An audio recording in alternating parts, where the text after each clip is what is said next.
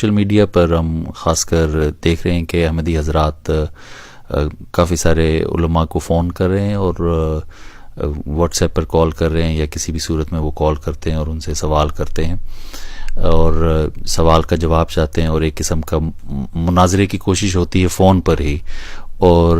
اس سلسلے میں یہ کوئی بڑی خوش آئند بات ہے کہ وہ واقعی اس بات کے تجسس میں ہیں کہ وہ حق کو جانیں یا حق کو سمجھنے کی یہ خواہش ہے کہ اتنے سارے فون کال آ رہے ہیں, یا اس کے پیچھے کچھ اور بات ہے؟ اگر یہ بڑی اچھی بات ہے تو اس کو ہم اپریشیٹ کرنا چاہیے اور اسے ایکسیپٹ کر کے ہم بھی جیسے آپ علماء حضرات کافی سارے سوالات کے جوابات آپ کے پاس ہیں وہ آپ ان کو دے دیں گے اور اپنا پیغام ان تک پہنچا دیں گے. اگر ایسی بات نہیں ہے تو اس کے پیچھے کوئی ایسی بات ہے تو کیا آپ اس کی وضاحت کر سکتے ہیں؟ بسم اللہ الرحمن الرحیم. السلام علیکم ورحمۃ اللہ وبرکاتہ. بہت شکریہ جناب, آپ تشریف لائے خصوصی طور پر اس سوال کا جواب حاصل کرنے کے لیے اور یہ سوال پوچھنے کے لیے. مجھے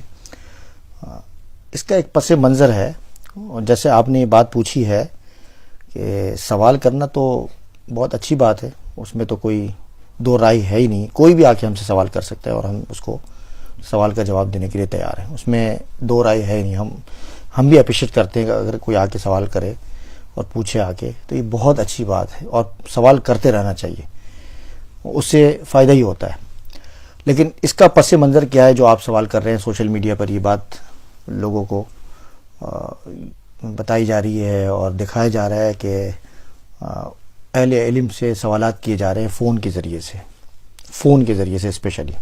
اس کا پس منظر کیا ہے؟ اس کا پس منظر یہ ہے کہ جتنی جدت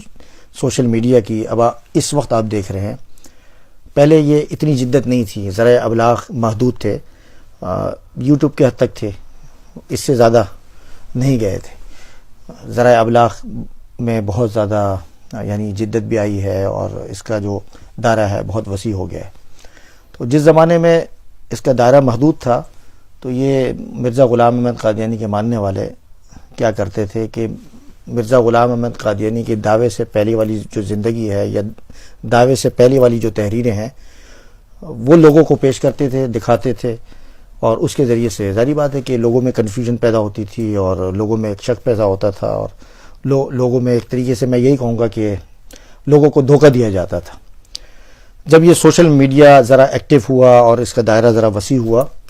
تو جب لوگوں کو علم ہوا کہ یہ اس طرح کی تحریریں پیش کی جا رہی ہے لیکن تصویر کا جو دوسرا رخ ہے وہ لوگوں کے سامنے پیش نہیں کیا جا رہا, تو ظاہری بات ہے کہ اس میں علماء کا بھی بہت کردار ہے اور دیگر جو سوشل ایکٹیو ہیں ان کا بھی بہت بڑا کردار ہے کہ انہوں نے مرزا غلام احمد قادیانی کی جو کتابوں کا جو مجموعہ ہے جسے روحانی خزائن کہتے ہیں, وہ تمام تحریریں اور اصل تحریریں جو ان کی اپنی ویب سائٹ پر موجود ہے ان تحریروں کو منظر عام پر لے کر آئے اور اس کے اصل جو اسکینز ہیں اور اصل کتابوں کی جو حوالہ جات ہیں وہ لگانا شروع کیے. اب جب لگانا شروع کیے, اب جب تصویر کا دوسرا رخ آنے لگا, مرزا غلام احمد قادیانی کے دعویٰ جات اور اس کی جو انبیاء علیہ الصلوۃ والسلام کی شان میں گستاخیاں ہیں اور خصوصاً حضرت عیسیٰ علیہ الصلوۃ والسلام اور پھر اس کے بڑے دعوے, خدائی کے دعوے اور پھر محمد رسول اللہ ہونے کا دعویٰ, تو یہ ساری اسکینز جب آنے لگے, اصل کتابیں آنے لگی اور ان کی اپنی ویب سائٹ پر یہ ساری چیزیں موجود ہیں, خدائی کا دعویٰ, تو یہ سب ساری چیزیں آنے لگی. تو اب یہ ہو گئے بکلاہٹ کا شکار, اور پھر ان کے اپنے لوگوں میں چمی گوئیاں ہونے لگی کہ بھئی یہ کیا ہو رہا ہے, مطمئن تو کرنا ہوتا ہے ان کو. تو جب ظاہری بات ہے کہ جب یہ چیز لوگوں کے سامنے آئی, ان کے سامنے آئی, تو اب ان کو مطمئن کرنا تھا. انہوں نے کیا طریقہ اختیار کیا کہ اب انہوں نے پھر جا کے علماء اکرام کو فون کا سلسلہ شروع کیا. کبھی ہندوستان فون کر دیا, کبھی بنگلہ دیش فون کر دیا, کبھی پاکستان فون کر دیا, کبھی ساؤتھ افریقہ کر دیا. مختلف جو خاص طور پر اہل علم میں وہ حضرات جو خصوصاً معروف و مشہور ہیں سوشل میڈیا میں, ان کا نام ہے, ان کو فون کر کے اور ان سے سوالات کرنا. اب سامنے والے جو عام طور پر پوچھتا تو نہیں ہے کہ بھئی آپ کا کیا مذہب ہے, کیا تعلق ہے آپ کا, کس جماعت سے تعلق ہے, انہوں نے سوال کا جواب دینا شروع کیا اور بڑے اچھے طریقے سے دلائل کے ساتھ, قرآن و حدیث کے دلائل کے ساتھ ان کو سمجھانے کی کوشش کی. تو وہ انہوں نے پھر آگے سے بحث کر کے اپنے طور پر ان دلائل کو یہ لوگوں کے سامنے شو کرنے کے لیے کہ بھئی ہمارے پاس دلائل ہے اور ان کے پاس دلائل نہیں ہے. اور پھر اس کے بعد انہوں نے کیا کہ فون کال، ظاہری بات ہے بحث ختم ہوئی اور فون بند کر دیا، اور اس کے بعد انہوں نے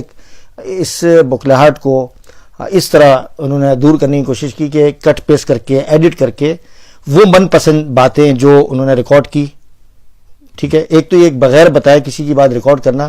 ایک طریقے سے قانوناً بھی جرم ہے، ٹھیک ہے، اور پھر ساتھ ساتھ اخلاقی جرم بھی ہے کہ آپ بتا نہیں رہے ہو، ریکارڈ کر رہے ہو، ریکارڈ کرتے کرتے آگے چلی گئی. تو یہ ایک طریقہ انہوں نے اختیار کیا. تو یہ طریقہ جب اختیار کیا، جب منظر عام پر آئی تو لوگوں کو علم ہوا کہ یہ کیا معاملہ ہے، ان کو بھی پتہ چلا. تو اصل حقیقت جو یہ جو معاملہ ریکارڈنگز آنے کا اور فون کرنے کا، ان کا مقصد یہ ہے کہ لوگوں کو یہ دکھانا چاہ رہے ہیں یہ ایڈٹ کر کے کہ یہ جو علماء اکرام کو جن کو فون کیا جا رہا ہے ان کے پاس دلائل نہیں ہے اور یہ علماء اکرام ہمارے سوالوں کے جوابات نہیں دیتے. تو ظاہری بات ہے کہ یہ ان کا جو مذہب ہے اسلام وہ صحیح نہیں ہے، نعوذ باللہ.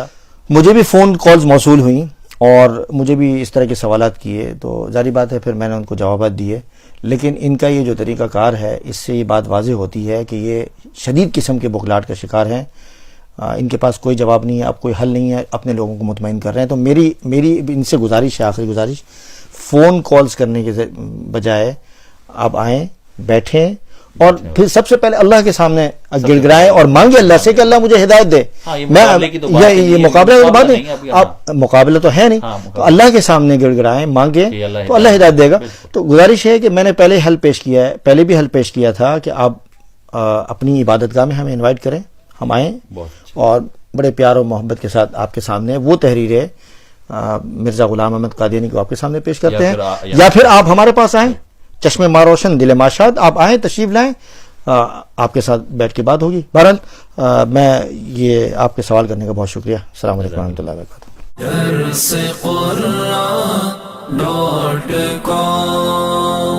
www.darsequran.com